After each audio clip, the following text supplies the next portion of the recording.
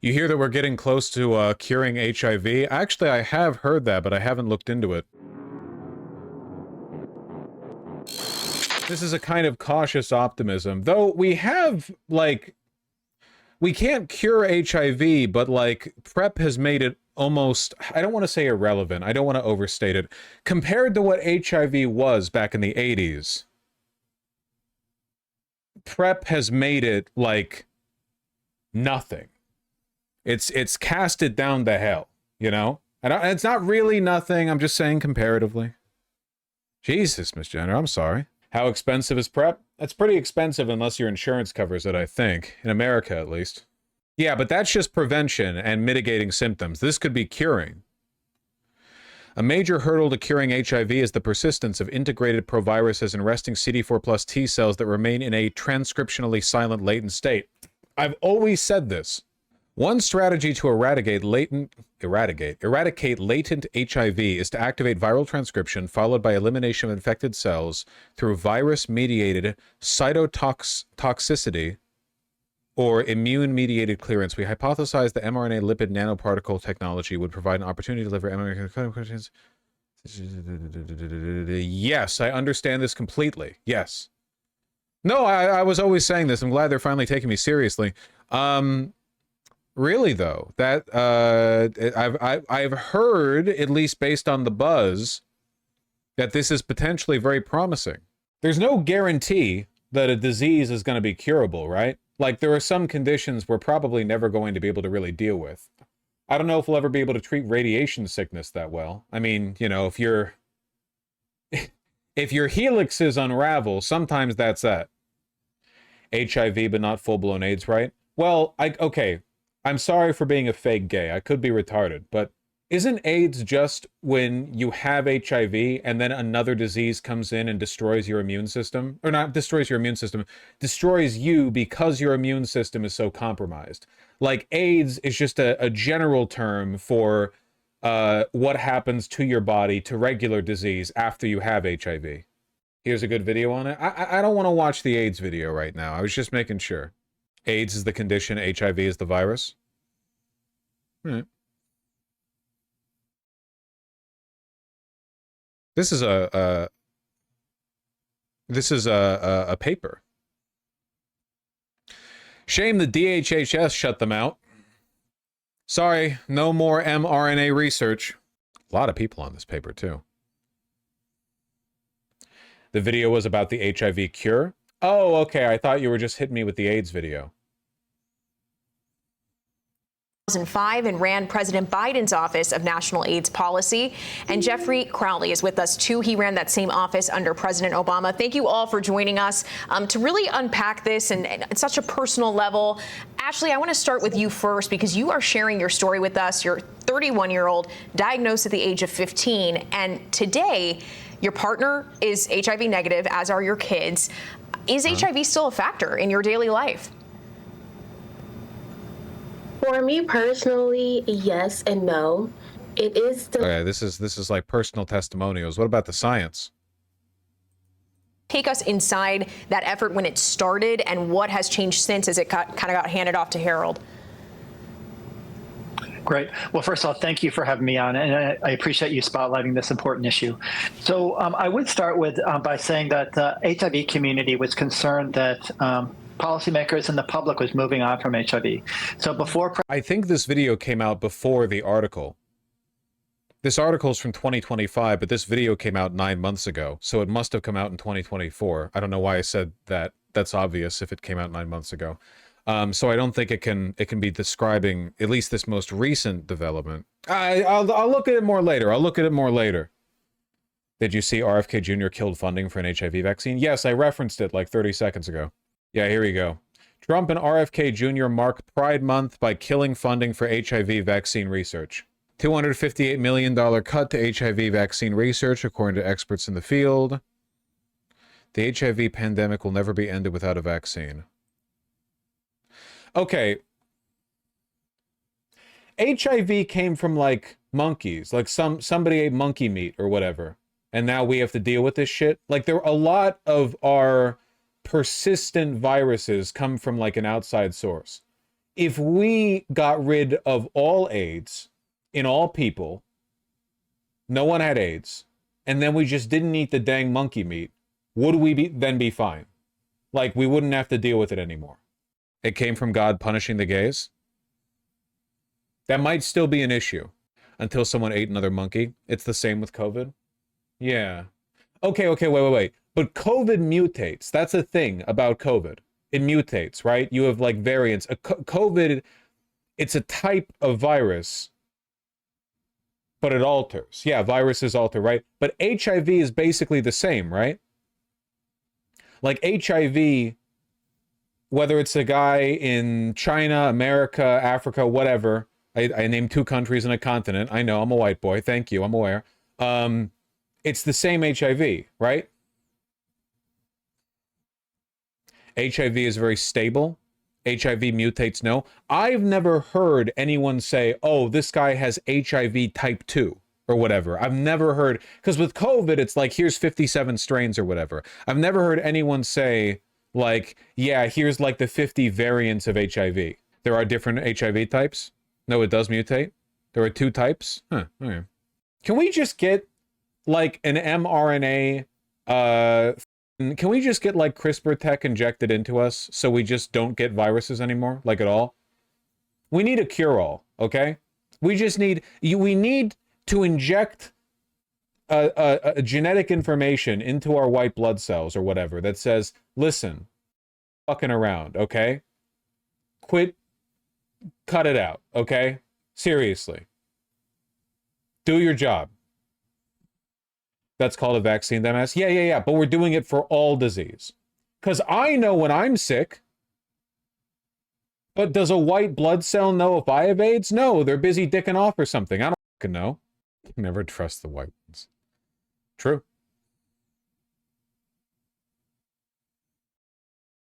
We don't know the receptors in all viruses. I think we should be able to tell our body, like, this is what the body is supposed to look like, and keep it that way. If anything doesn't look like that, make it look like that again. So when any other disease comes in, it's like, all right, motherfucker, sure, make a mess, it doesn't matter. We need something more powerful than white blood cells. We need like nanites running around in here that are just like fixing up the place, right? Because when I'm cleaning my house, it doesn't matter what happened to the house. I can still clean it, you know? If there's crap on the ground or whatever, it's like, oh, that's crumbs from when we were cooking. Or maybe it's like, oh, that something got knocked off the table. I can just clean it up. It doesn't matter like what the source of it is. I know what the house is supposed to look like, so I fix the house until it looks how I want it to look. I think you're very smart and big doctors should hire you. Thank you. I agree. There's just too much happening in the body at once. It's not feasible. I disagree. I think it is feasible, and people are thinking too small. I saw a YouTube short the other day on an extremophile microorganism. You know, the ones that, like, thrive in difficult environments. And it's one that, like, is immune to radiation damage. Like, radiation damage is bad because it's, like, light rays hitting your shit. And it's fine if the light ray, if the decaying alpha particle or whatever hits like, you know, a skin cell or something, like a molecule of skin. But if it hits the DNA, it can just unravel the DNA. And there's no fixing that. But then there was this like microorganism that had some active process for DNA regeneration in its body. Like its DNA was very simple, and it was like, this is what your DNA is supposed to look like. So if it breaks, just fix it. And because of that, they could withstand radiation that would like instantly liquidate us. They're working on a snake venom panacea. Yeah, I heard about that guy. The guy who has been letting himself get bit by snakes for like decades. And his body is literally like evolving an anti-venom that is a catch-all against many different types of venom. Because right now, if you get bit by a snake, the doctors need to know what snake it was, because the anti-venom is specific. It has to bind specifically to the type of venom in you, right? So there's like a million types of snakes. I hope you were paying attention to it when it bit you and it scurried off or whatever. But his body, because it's been bit by so many snakes, there's so many types of venom that's been in, his body's been developing a way to fight against them broadly. And it seems like it's working. See, he did my thing, but it works. The doctors are saying they can use his blood to synthesize an actual general anti-venom. Which is crazy. Like, wait, they might like fix, like, for all humanity, like, oh, like 1,000 years from now, yeah, we just have like the cure to all snake venoms. Just one idiot, like 1,000 years ago. What was his name? I'm not making this up. Snake bite anti-venom guy. Tim Frieda, self-taught herpetologist, intentionally exposed himself to venomous snakes over nearly 20 years, undergoing over 200 bites and administering over 700 venom injections to build immunity and aid in the development of a universal anti-venom for snake bites. His blood, containing unique antibodies, has been instrumental in creating a new anti-venom that protects against multiple snake species. This is a CNN video from 1 month ago. We may be on the verge of quite a breakthrough. How? Well, you can start by thanking the man who has spent 18 years letting some of the deadliest snake species on the planet bite him.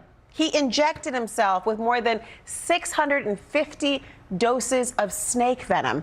The video you're looking at is of Tim Friede. And as you can see, he's not exactly going Samuel L. Jackson on these guys. No, this passion project of his. The difference between around and science is writing down the results, right? This is how scientists used to be. Scientists used to be like, damn, how does mercury poison people again? I'll find out by injecting myself with it. And then they write down like, oh yeah, I looked at myself with a microscope and it turns out my body thinks it's iron or something, but and they die, you know? I assure you this is still how scientists are. That's good. I think that, yeah, I think they should be like that. I think the median scientist's attitude should be kind of like the Demon Core guy. I think they should be repping that shit 24/7, okay? Just keeping the Demon Core open with like a screwdriver or whatever. By the way, you know the Demon Core did that twice? I always thought it was one time. Like, they had one time where they kept that core from the Manhattan Project and the guy had the screwdriver. There was another guy who did the same thing and died also, before. The guy with the screwdriver, that was the second time. There was a guy before him, and after the first guy melted himself with radiation poisoning and died horribly in an agonizing death, they were like, we'll keep it around. Next guy, don't do that shit. Don't let the thing close. And he was like, yeah, sure, I'll keep a screwdriver to keep it open. Started when he was bitten by a snake at 5 years old. And now scientists are saying that the antibodies in Friede's blood could potentially lead to a universal anti-venom that could save thousands of lives each year.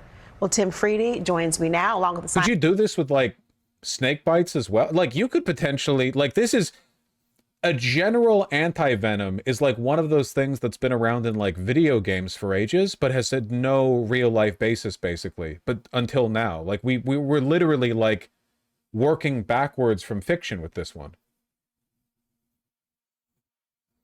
Could we do this with bullets? Probably. Scientists researching the potentially life-saving capabilities of Tim's blood. Jacob Glanville, president and CEO of Centivax. Tim, I am just so intrigued by you and what you are doing. I mean, this is the stuff of science fiction movies. Tell me, what was your goal in actually starting to take the venom? Well, the main goal of, first of all, thank you for having me. The main goal was to beat snakebite death. I didn't want to die or use antivenom or lose a finger or miss work. So I basically became the horse. I replaced the horse, and I used Go on. myself as an experiment, so I didn't have to use antivenom. When you would do that, I mean, I can't imagine having a snake, and I'm afraid of them myself, and having one of them bite me, let alone microdosing in the way that you did. What was it like to have these snakes bite you, and how did it feel afterwards? Hurt? Well, it's painful because venom is very inflammatory by nature.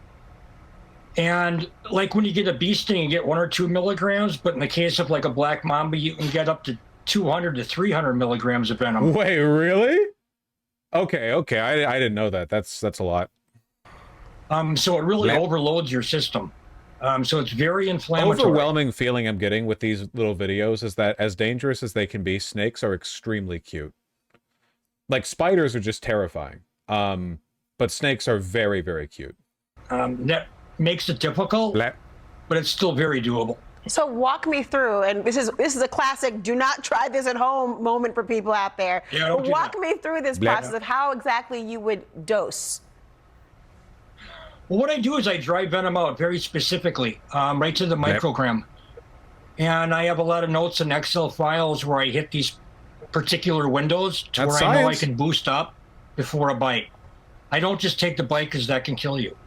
I properly boost up and methodically take notes and weigh the venoms out very specifically. That's very important to do. My goal is always to do 6 milligrams. That can achieve the highest titer level possible, IgG. And that's exactly how I did it. I've used pure venom too, but I like to dry it out for the stability reasons. So I can't imagine. And yet what you are doing and the imagination and the note-taking and the methodical approach, Jacob, you say that Tim's blood could potentially be life-saving now. How?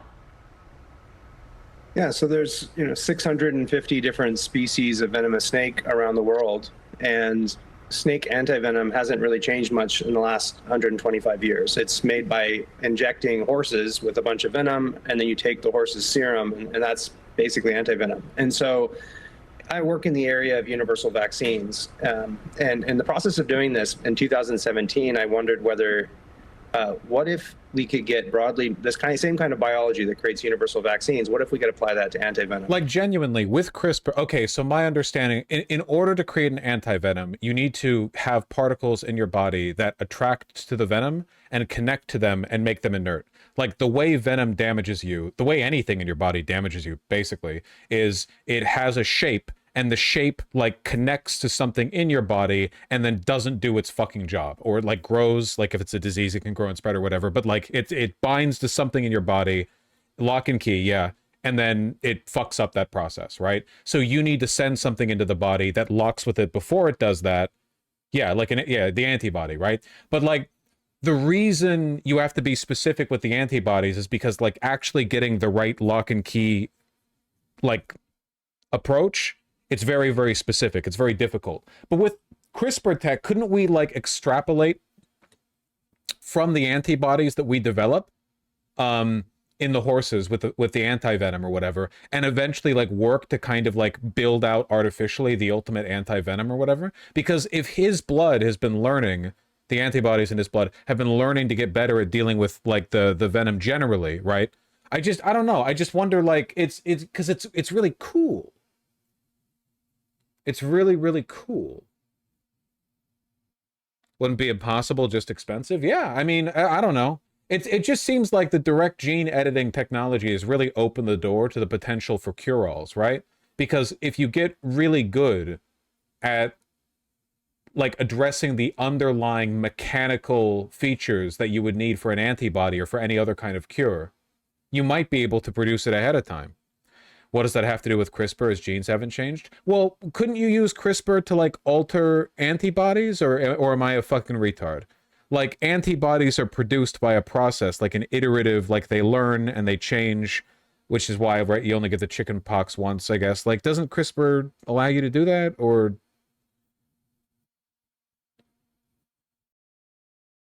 you are a retard, but that's a separate issue? Okay.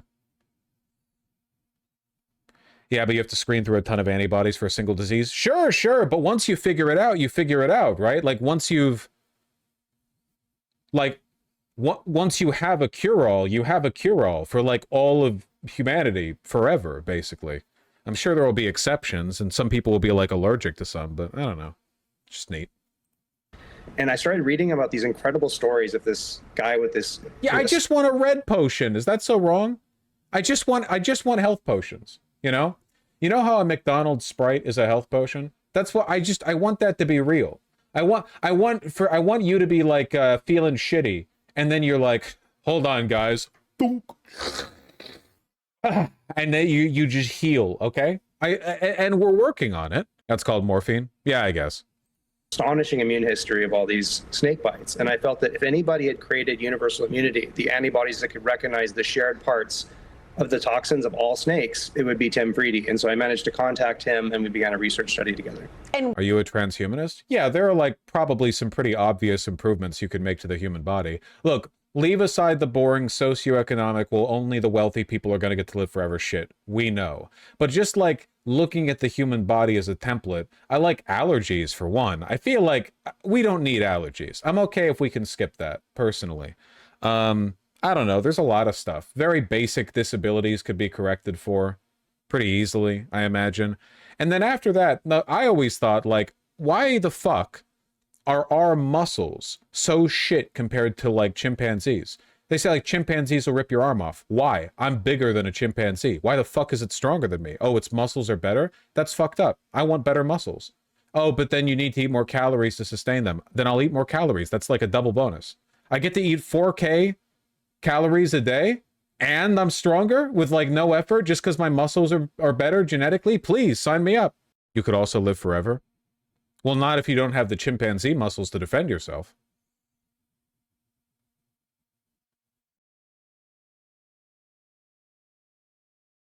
What's the timeline for developing something like this? I mean, to go from, you know, obviously his blood to then being able to develop this universal antivenom.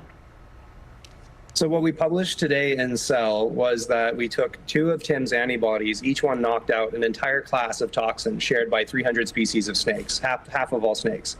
And that and a third compound, we showed that it was able to protect against 19 different very... Is a trade-off chimps have stronger muscles at the expense of our more dexterous muscles? I don't buy your fake deep state bullshit. The elites tell you, oh, all of your weaknesses are actually strengths. I think you can have it both ways. I think maybe you can't have it tuned 100% either way, but I bet you could keep our level of manual dexterity while tuning up the strength like 30 or 40%. I bet you could do that.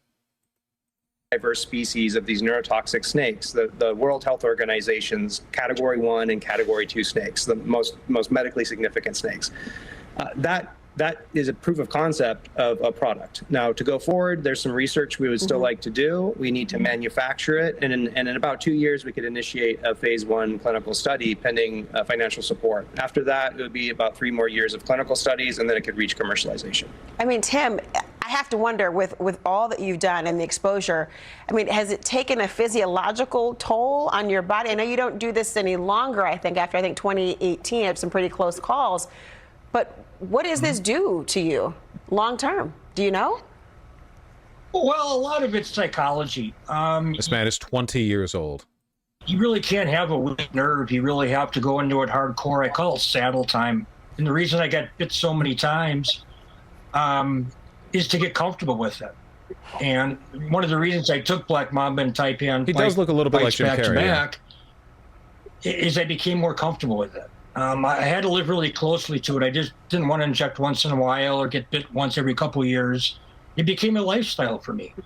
And it's an addiction as far as I know I'm helping humanity. I know I'm helping somebody 8,000 miles away I can't talk to. Okay, you guys are getting way too particular with the transhumanist stuff, okay? You know what I want, all right? I want, like, I want biological nanites in the body, all right? I want little, like, microparticles, and their job is to make sure shit's working properly, okay? So okay, listen, here's what we need to do, okay? First of all, dead cells, get that shit the fuck out of there, okay? As you get older, all of the systems in your body get clogged up with dead cells that don't fucking do anything, and they just take up space, okay? Clear that shit out. We need like a flush. We need like a biological flush. All right, telomeres, wind them back. Extend the telomeres, okay? Get a little bit of telomere paste, a little bit of glue on there, okay? You know? I want you to extend them. None of that, okay? None of that. I want to see those telomeres nice and long. Anytime I look at my cells under a microscope, I see those edges getting thin, I get worried. Dead Cells is a great game. Isn't that what white blood cells do? No, white blood cells do not rewind your telomeres. Telomere degradation is only one out of hundreds of types of senescence. Yeah, well, we can get the major ones. The problem with telomere extension has been linked to cancer. Well, then get rid of the cancer.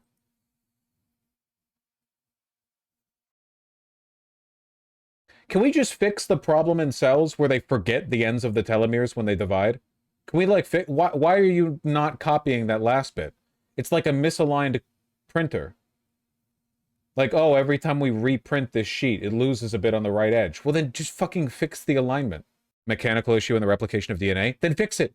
You know, you're describing magic, right? That's what you would have said if 20 years ago this guy said, I bet I can synthesize a general snake anti-venom by getting bitten by snakes for 20 years. That's what you would have said. You would have been like, you're an idiot. You're describing magic. It doesn't work that way. And now he's famous for getting bitten a million times, and you're in the private side chat of a YouTuber.